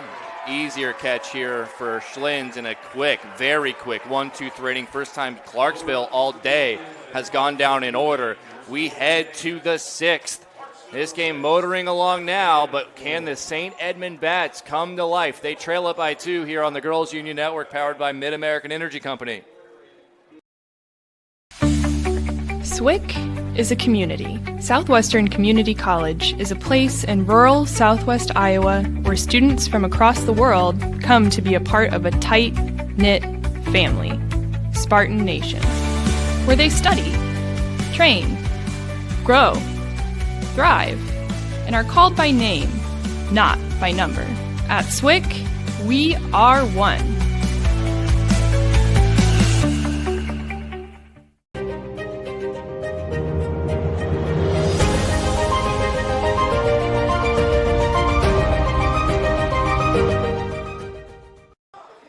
Emery Songer and Owen Sebring back here with you live on the Girls Union Network, powered by Mid-American Energy Company. Class 1A state softball tournament semifinal. Winner of this game goes to the championship game Friday as Grace Crimmins swings and fouls this one straight back, 0-1. Crimmins bat for the first time this game back in the 4th. I think we might have a new batter here for Fort Dodge St. Edmund, actually. I see number 8. So this is Grace Crimmins. That is Grace Crimmins. Okay, I think I just wrote a number down wrong earlier. Swing and a miss, and it's 0-2. I got you, dog. You got me, dog. You got me on multiple things the last 3 days. Well, I think we've needed each other badly for the games that we have had here. I had the number wrong. I wrote down the other Crimmins. I wrote down a number 2 there. There's a lot of initially Crimmins. in the order. Anyway, 1 and 2 here. Grace Crimmins popped out trying to bunt on a great play behind the plate by Kate Lodge, who reached up over her head to make a catch a couple of innings ago. That one misses just outside, and it's 2-2. Nice frame job by Kate Lodge trying to bring that one over the plate, but not fooled behind the plate as the count runs to 2-2. Lost art, the framing. Absolutely love seeing plays. Swing and a miss, another strikeout, the 6th for Sydney Lovren in relief in this game. I remind you, she had only 3 strikeouts in 5 2/3 innings earlier against these same hitters, and now all of a sudden she has turned out into a strikeout pitcher. And I don't know if you want to rattle off how many pitches she's thrown in this game by now, but she's got to be getting to the point where she's approaching. That was 60. So she's got to be well over 400 pitches this I would week. say 500. I would say we are. I don't know exactly how many she threw yesterday. That's the game I'm missing, and I was off a few on the crazy 15-inning game that she pitched all of. But she's got it. She was over 200 in that game. I would imagine she was close or over 100 last night's game. She pitched 130 earlier today. As there's a strike, so she's got to be well over 500. Well over 500, frankly, yeah. 2-1. And for her to be so dialed in to have now, 2, 4, 6 strikeouts on the book? Swing and a miss, and it's 2-2. It defies logic, can I say? And I kind of alluded to this as Baylor Ulrich is the batter. Maybe the batters are getting a little mentally fatigued. They've both played a lot of softball these last few days. There's a strikeout again, this time painting the outside corner. Lovren is cooking. She looks about as good right now as she has all week. It makes no sense. I didn't know what we'd see out of her after seeing her get her ankle wrapped, after seeing her start the game in left field. Didn't know how long she'd have to get held out of this game and just let There are other pitchers handle things, see if they want to let Wedeking finish things off for a few innings, but she's come back in here and now looks about as dialed in as I've seen anybody look this week. Ella Vandy is the batter. She doubled in a run last time up in the fourth. That's the only run that St. Edmund has scored since Lovren has re-entered the game back in the second. Check swing. There's going to be an appeal. She did not go. 1-1. Vandy is 2 for 3 so far in this game, setting the table for the big bats behind her. Important out here. She would love to avoid letting a runner on here with the meat of the order coming up. That one up and out. 2-1. 2 outs, nobody on. That's the thing about sports like this, man. You just do not know, and this has been an attrition battle for both of these teams in different ways. As that ball tattooed into center, Bolin reading it, though. She's got it. And another 1-2-3 inning. 6 in a row retired by Lovren. We'll head to the bottom of the 6th. Clarksville leading 6-4, looking to tack on an insurance run or two. We'll have more with you coming up on the Girls Union Network, powered by Mid-American Energy Company. Ready? Let's go. Mom, over here. Yeah, this kind of thing can happen when you're hiking, but no worries, Mom. I can prescribe something to soothe the itch. Unity Point Health looks at your family's health from your point of view, offering same-day appointments with expertise focused on what matters most to you. Unity Point Health. Expert care focused on you. It's been pretty funny to watch Torrin Helly warm up these last 2 games because she's not warming up. In between innings, she stands there and waits for all the fielders to get in place, throws one pitch, and they throw it down to second and get ready for the inning. She just stands there. That's how she's saving some of whatever she's got left. Playing 3 games in one day, that's what you got to do. Save as much energy as you can, because I can't say for sure, but I have to wager that this is the first time in anybody's lives on this entire roster that they've had to play 3 games in a single day at any level. Would they have had to play 3 games in one day? I can't imagine any place where that would be and a especially possibility. With one of those games going 11 innings. This one is going to be a first pitch ground ball by Lodge over to second in time. 1 pitch, 1 out. Good play made by Vandy at second. I wondered if they'd go ahead and walk her again. They gave her an intentional walk last time Kate Lodge came up, didn't they? But go ahead and pitch her there, and it pays off. She got a pitch she liked to hit, and that was one of the rare times that they've actually gotten her out. And now Reagan Wedeking will bat, number 2 hitter in the order. She's 1 for 2 in this game with a single or an RBI and a run scored. 6-4. All 6 runs for Clarksville all came in the second inning.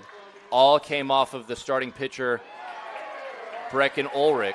Since Helly's come in, I guess one of the hits was an RBI hit that was hit by Brooke Bolin down the order, was off of Helly, but the runs were charged to Ulrich, the starter. Yes. Helly hasn't given up a run in her scoreline since she came in. Again, I'm marveling at what she and her counterpart, Sydney Lovren, have done in this game after all the pitches they've thrown this week. Is this one high? It's 1-1. It's maybe looked a little different because she hasn't had as many strikeouts. She's got 2, though, since she came in, but a few more hits. But honestly, yeah, you're just about right that she and Lovren have both looked completely dialed in ever since they came on in quote-unquote relief after just an inning or 2. The 1-1. Strike on the outside corner, and it is 1-2. Remember, Wedeking was a strikeout victim last time, and she was pretty surprised about a strike 3 call on the outside corner last time from home plate umpire Todd Donalds. Helly only allowed 3 hits, I believe, since she came into this game. Which is kind of crazy considering how hot the bats were looking for Clarksville in that inning. One of those hits was the one that resulted in an RBI single, but then had Emerson Miller thrown out as she was trying to stretch it to get home. Allowed a double to start the next inning against Hoosier, and ever since then, Kara Bolin had a single, and that's been it. Yeah, and again, they played each other yesterday and then played 11 innings earlier today against each other. So they know each other very well. She knows the batters know her. Really well done by her to keep throwing up zeros. Is that one high? Good check swing there by Wedeking. And it's 2-2. Wedeking's an unsung hero also. She threw 4 innings in relief in the first game just by necessity to just give Lovren a break, and then started this game and pitched the first inning before Lovren came in for her after having thrown less than 9 innings all year. Grounder, couple of hops over to short. Rihanna Myers makes the play for the out. 2 away quickly here in the 6th, and now that'll bring up Hannah Wangsness with no one on base. Wangsness, RBI single back in the 2nd inning and a run score. Wangsness, the RBI queen, only got a couple this weekend, but an important one back in the 2nd inning that helped get Clarksville back in this game, and they just know that they're they know they have to be dialed in. They would have loved to get in some more insurance runs this inning because no lead has been safe for pretty much any team at the state tournament this week, much less any game involving Clarksville.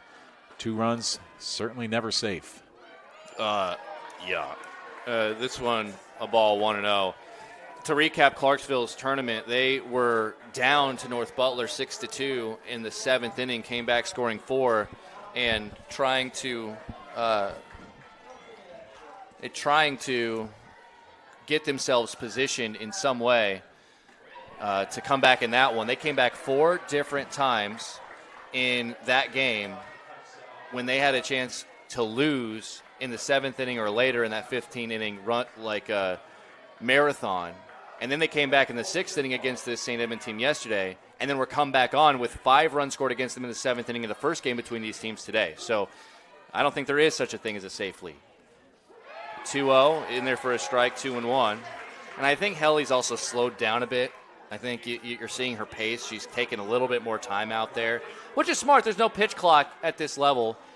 And I'm sure she's out there and she's just taking a deep breath after every pitch, taking a little walk, grabbing a little chalk off of the circle for her grip as it's 2-1.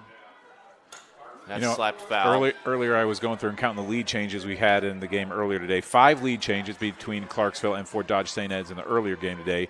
But then I went back and looked, how many lead changes did we have in the Clarksville-North Butler game on Monday? The amount would be 1. Nope, because it was all tied. Yeah. North Butler had the lead, or it was tied pretty much the entire game until literally the last swing of the game. What do you know about that? 2-2 to Wangsness. Hits this one on the screws deep to center field, backing up on it, making the catch is Slinge. How about another 1-2-3? 8 in a row retired by Helly. Unbelievable stuff we're seeing out of these pitchers. But now is the pressure cooker. 3 outs away for Clarksville to get back to the Class 1A state championship game. Will they do it? Can they find a way to finish it out, or will St. Edmund have something for them offensively? Their big bats are due up when we return on the Girls Union Network powered by Mid-American Energy Company. At Mid-American Energy, we're one company serving 1.6 million people who all need energy that's available 24/7. That's why we work 24/7. That's why we make investments in our systems that make us more resilient to extreme weather. That's why we generate power from all available resources to cover the variables in supply and demand. And that's why when the power is knocked out, we work around the clock to restore power to you.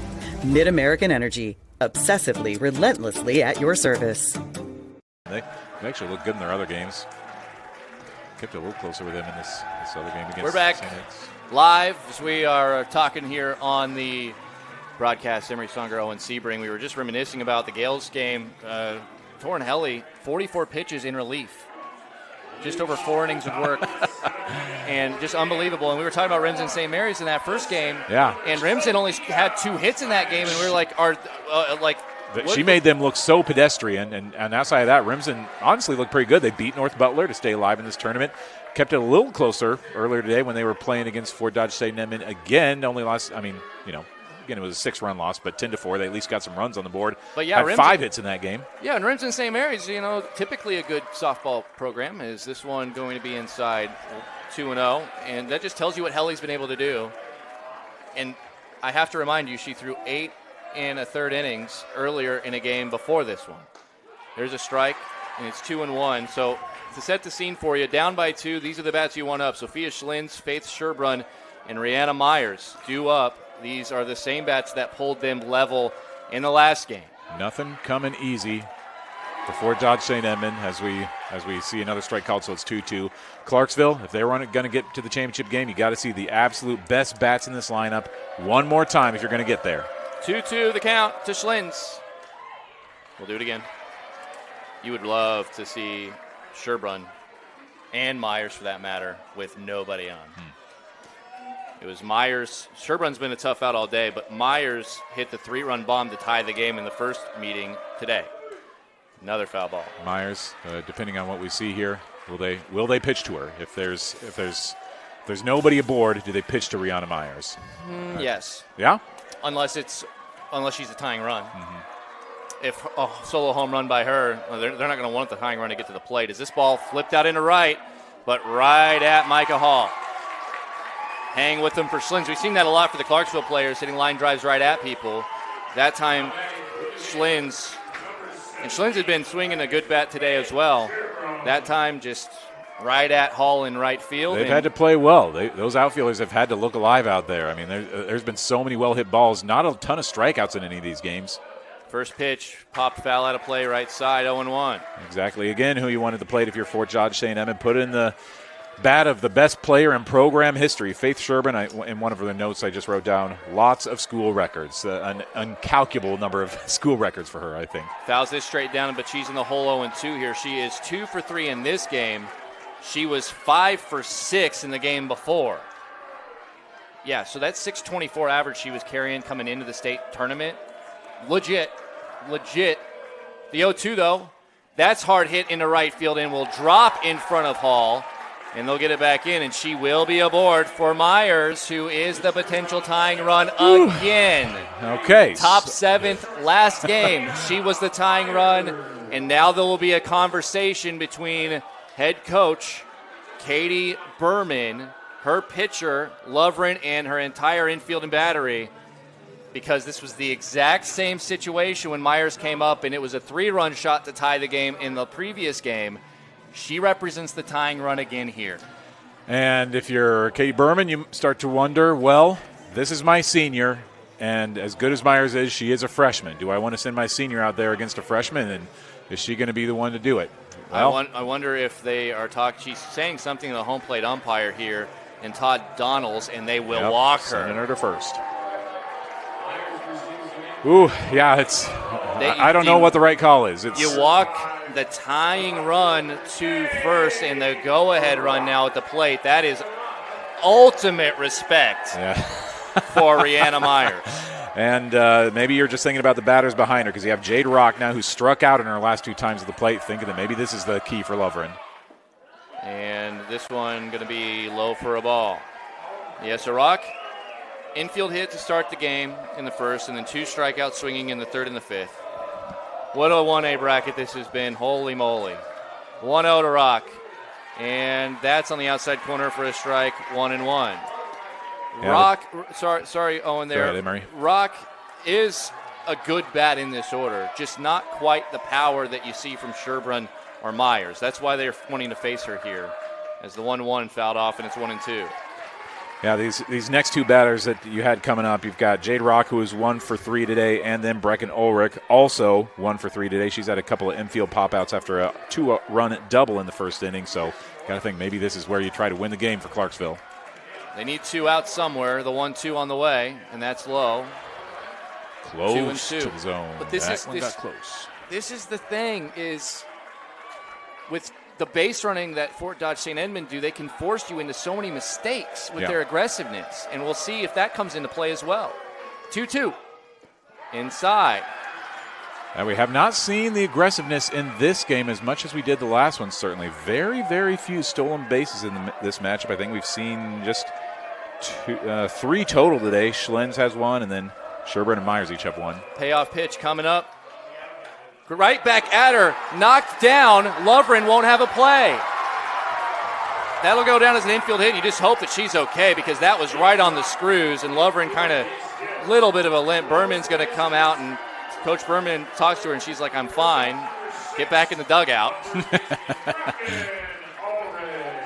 That's a tough one because that ball was smoked right back at her. And there would have been a couple opportunities there. Just about hit her in the glove, I think, so nearly as try for a catch. Still got to be an infield single, certainly, and then it just took a bounce off of her that made it too far away to actually make a throw. Infield comes in. They want to cut the run down at home with the force out for Brecken Ulrich at the plate. The first pitch, a strike, 0-1. Remember, and you don't want to walk anybody, but you can't really walk anybody here because you don't want the tying run to get to third base. Remember, Ulrich had that 2-run double in the first inning. That'd work here, too. The pitch. Line drive off the glove. Clark with it. She'll make the tag.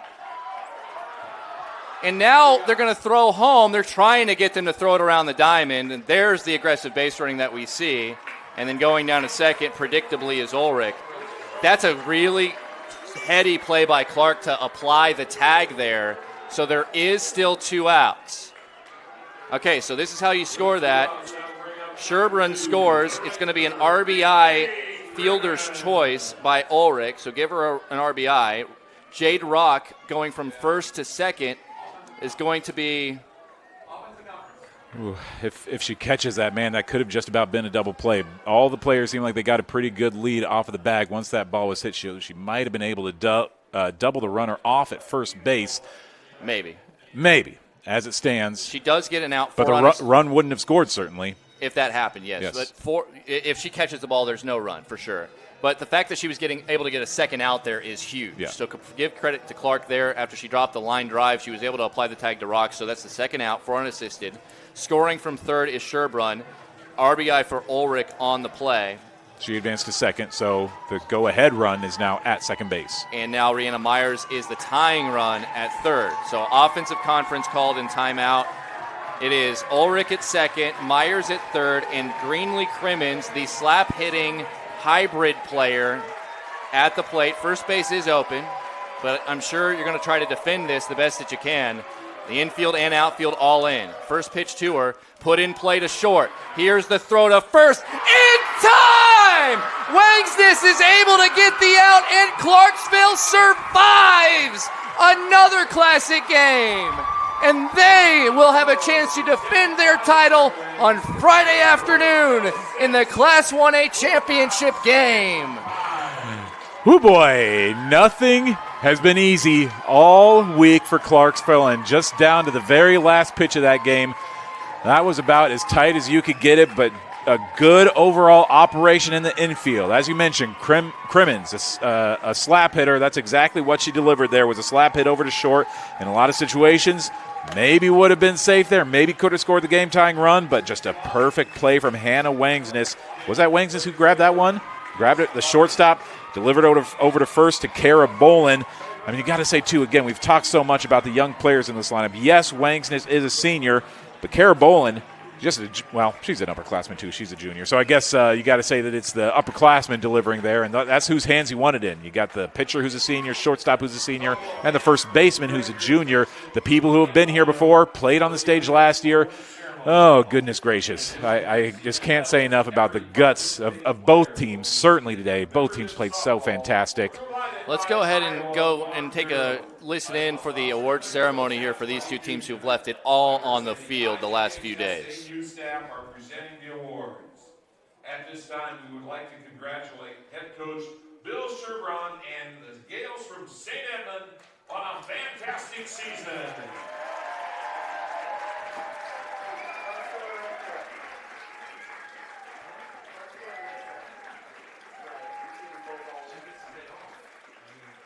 And now, we'd like to recognize today's Quick Star of the game from Clarksville, number 9, Sydney Lovren. This standout performance earns her the honor of advancing her team on the bracket. Thanks to Quick Star for their support of the IGHSAU. There it is. Clarksville back into the championship where it's a winner-take-all, single game. It is the number 2 seed Clarksville looking to go back-to-back, and they will take on Rachel Eggleseder, who is going to be trying to lead the 8 seed Edgewood Colesburg to an undefeated week and get them a state title, when I don't think many people had it on the bingo card that they'd win a single game here, let alone not lose. Yeah. That's what's on the line on Friday afternoon. Interestingly, could be the second straight year that an 8 seed wins a state championship. In Class 4A last year, I believe it was Pella that made a wild run at the state tournament, upset number 1 Xavier in the first round, and then went on to win a state title. And that wasn't double elimination. That's so right. They didn't have to worry about maybe seeing somebody else twice. They beat the number 1 team twice this week, Edgewood-Colesburg. An unbelievable run for that team, and maybe even more remarkable is what Clarksville has done after having to play a 15-inning affair against their rivals from North Butler earlier this week, having to come back from losing a game in 11 innings after blowing a 5-run lead late in the game, coming back against the exact same team again, seeing Sydney Lovern come on in relief and only give up 2 runs over the final 6 innings, I think, that she pitched. Boy, gutsy effort there by Katie Berman's squad as they advance to another state championship game, trying to win their 3rd championship game since 2020. They're one of the best small ball teams in the state of Iowa, and they're going to take on Edco